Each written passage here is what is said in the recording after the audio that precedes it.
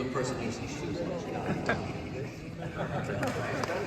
That's my impersonation of Cal. Who's next?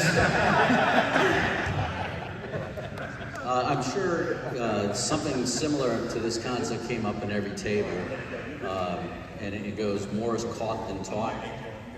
You know, living out an example for somebody younger than you to see, or we've looked at people in our lives, grandparents, fathers, or something like that, that have modeled stuff for us.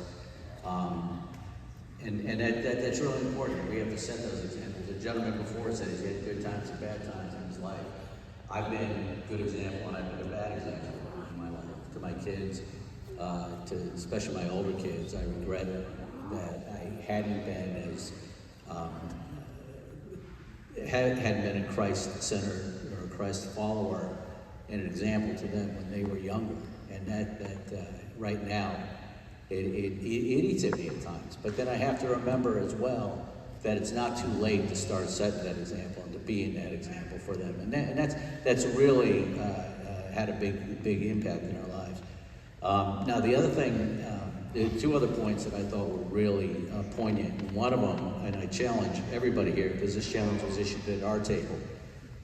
If you've had a father, or you've had a grandfather, you've had an uncle, you've had a friend, or something like that who's been that Christ-centered example for you, that has made a difference, call them. Call them tomorrow. Call them today, and just tell them that. It doesn't have to be a long conversation.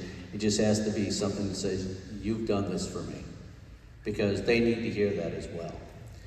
The other thing, which I thought was a very interesting part, was at the end of our conversation, I wish we had more time to get into it, was how much harder it is today. My son-in-law said something to me a couple of weeks ago about he's amazed at the difference in technology between what he sees now and where it was when I was his age 30 years ago. People didn't have the internet in their house. All right, people now have a cell phone that's got more technology on it than the first space shuttle had when they went into space. And so this is what our kids, this is what the younger people today have at their disposal. And they're being shaped by what they're seeing, by the social media, by the internet and everything else like that. All the more important that we have to be that example, but we have to be intentional about it as well.